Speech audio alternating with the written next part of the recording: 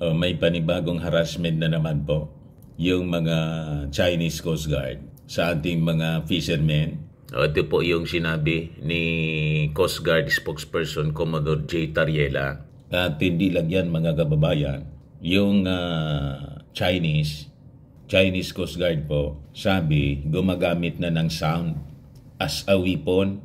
Dati tubig yung ginagamit, water cannon. Ngayon, pati sound, yung tunog. Ano yan, Mr. Maravillas, na tunog? Tunog Chinese? Tunog Chinese po. Yung sound galing sa China. Galing sa Chinese Coast Guard vessels. Nagpapatunog sila po nang hindi makaya ng ating pandinig na pwedeng ikabingi ng ating mga Coast Guard personnel para itaboy sila po, pati yung ating mga mangingisda. Matindi niya, Mr. Maravillas. Matindi po. Pati sound ginawa nilang armas. Sound weapon. Yan po. China's use of sound weapon, of sound as weapon in WPS aggression brings LRAD into focus. You see? But before ko mga kababayan ibigay sa inyo yung full story, click subscribe muna dito sa ating YouTube channel and hit the notification bell para lagi kayong updated sa mga kaganapan dito sa ating bansa. Like and share na rin po ninyo ng ating video. Huwag na rin po ninyo na skip yung ating mga commercial ads para tuloy-tuloy lang ang pag-unlad ng bagong Pilipinas. Sa mga naghanap po ng malinis and spacious fitness gym, punta lang po kayo sa aming Colossal Fitness Gym. We also offer Grab Car Rental with our brand new 2023 model ng Toyota Innova. We also accept booking for those who are planning to travel via PAL, Cebu Pacific and other airline companies, and bills payment for Meralco bills, PLDT, etc. Kahit saan po kayo gusto na mag-travel, buong mundo, pwede na po kayo magpabook online dito sa aming office para makamura po kayo. Pati sa mga hotels, lalo na yung mga OFWs na pauwi dito sa Pilipinas. May Paymaya po kami, may bayad center na rin po. Ang Colossal Fitness Gym is located at 3rd floor, Security Bank Building, Glanco Business Park, Legazpi City, Albay. For inquiries, look for Gilon Maravillas, contact number 0966-802-0949. Ngayon po ang brand new Innova namin. Lagi na pong matao sa gym. Na-set up na rin po yung mga bagong gym equipment. Isang truck po siya na malaki na dumating. May treadmill na rin po kami. Ayos pa. Ayos na niya, Mr. Maravillas. Ito yung bagong harassment na ginawa ng Chinese Coast Guard sa mga fishermen natin sa Baho di Masinloc. Sabi yan ni Commodore Tariela. Sabi niya, the Philippine Coast Guard has successfully identified the origin of videos and has taken steps to gather sworn statements from the individuals involved. Ito yung post niya sa X or Twitter. Bagay niya, Mr. Maravillas, post si Tariela. Ito yung strategy na ginagamit po natin to expose to the whole world ang pagmamalabis po na ginagawa, pang-abuso sa atin na ginagawa ng mga Chinese para alam ng mundo ang pang-abuso sa atin. Kasi tayo po, wala tayong intensyon makipagyera. Law-abiding country po tayo. At yung pagkikipaglaban natin para sa ating right, sa ating territory, sa ating sovereignty, gusto natin po na gawin sa legal na pamamaraan through the United Nations General Assembly at yung UNCLOS nga po na nagdesisyon na pabor sa atin.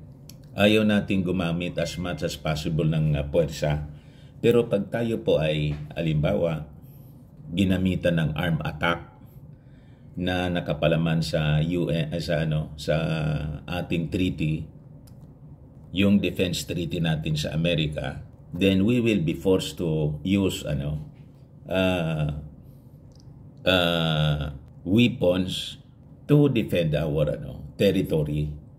At ready tayo po dyan, mga kababayan, with America and allied countries on our side. So ito yung post ni J. Tariela po. Sabi dyan, regarding the circulating videos depicting the harassment of Filipino fishermen by China Coast Guard in the Bajo de Masinloc, the PCG have successfully identified the origin of the videos and have taken steps to gather sworn statement from the individuals involved. Mr. Jack Tabat from Zambales has admitted that the video came from their boat, FB Legendary Joe, according to his statement on January 12, 2024. Filipino fishermen who were collecting seashells near the south entrance of BDM experienced harassment from China's Coast Guard. The fishermen were instructed to return the shells they had gathered to the sea and were subsequently driven away. Napakasaswapang ito, mga kababayan ng mga Chinese. Seashells na lang po. Pinagkakait pa sa ating mga mangingisda. Pero tingnan ninyo, may nahon pa rin yung ating gobyerno. Mr. Tabat reported that there were 5 Chinese Coast Guard personnel on board a rubber boat who approached the Filipino fishermen. 4 of them daw disembarked and chased after the fishermen. Hinabol sila. He also documented 1 Chinese Coast Guard personnel grabbing the fishing boat and preventing it from departing unless the fishermen threw back their gathered seashells into the sea. What? Matindi. Talagang inagaw pa sa kanila. Grinab yung kanilang fishnet, yung fishing boat po, yung bangka nila. Currently, the PCG is awaiting the arrival of the fishing vessel which was subjected to the Chinese Coast Guard harassment. The PCG intend to gather testimonies from these fishermen as well. Kasi kailangang imbestigahang mabuti para makapag-file po tayo ng another diplomatic protest sa mga pagmamalabis na ginagawa ng mga Chinese Coast Guard sa ating mga mangingisda po. Yun ang purpose niyan. Di ano niya ito, Mr. Maravillas, na sinasabi mong sound weapon na ginagamit ng mga Chinese? Ito po, China's use of sound weapon as weapon in WPS aggression. Pati tunog, ginawa nilang armas laban sa atin para palayasin yung mga mangingisda natin, pati yung ating puwersa. Kasi pag nagpatunog kang hindi kakayanin ng pandinig mo, mabibingi ka, siyempre, iiwas ka or else madadamage yung eardrum ng ating mga kababayan. Yun ang strategy nila. Nagpapatunog ng napakalakas na sound. Gumagamit sila ng ILRAD po, Long Range Acoustic Devices.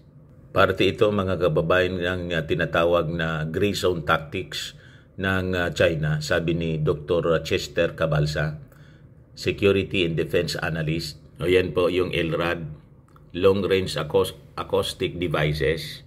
Nagpapatunog sila ng napakalakas na tunog. Yan o.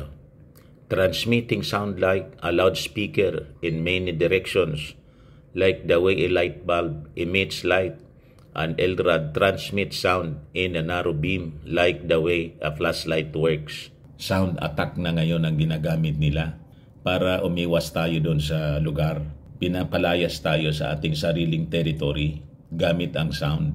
Sabi dyan, in an article by Behrens et al., Long Range Acoustic Devices and Public Safety, published by Ascentech, ILRAD was defined as a kind of acoustic hailing device that can generate levels of sound way higher than those produced by loudspeakers or megaphones. Talagang babasagin yung eardrum, mga kababayan ng nakakarinig para umiwas doon sa lugar. Pwede niyang pumutok yung eardrum. Sabi niya, it is enough to make eardrums burst or explode even after brief exposure, which can cause permanent hearing loss. Matindihan niya, Mr. Maravillas. Pwedeng mawala na yung pandinig mo permanently. Behrens et al. Said that in short distances, ILRAD signals are loud enough to cause ear irritation among people on their path, as these emit focused beams of sound like how flashlights work on light. This was what makes ILRAD distinctive. So ito yung ginagamit nilang gray zone na tactics o na water cannon. Ngayon, sound weapon na po. Kasi umiiwas din silang gumamit ng conventional weapon tulad ng baril at bomba kasi it will trigger the Mutual Defense Treaty. Ganon, mga kababayan, katindi yung mga pang-abusong ginagamit sa atin, ginagawa sa atin ng mga Chinese. Mga barkada ni Mao Diggs at ni Inday. Si Inday po, wala man lang po na statement.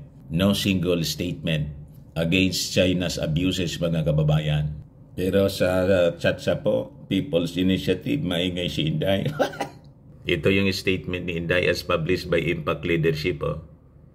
Unahin muna natin ang Pilipinas. Yan po. Sana ay unahin natin pag-usapan ang kapakanan ng mga Pilipino kaysa sa pagpapasok sa mga dayuhan sa ating bansa. Unahin muna natin ang Pilipinas. Vice President Duterte, Sara Duterte on the People's Initiative and Charter Change. Pagdating sa issue ng China, pati yung pang-insulto nitong babaeng ito, itong Chinese spokesperson sa ating Pangulo, walang statement si Inday. On China's aggression in harassment in the West Philippine Sea, blanco.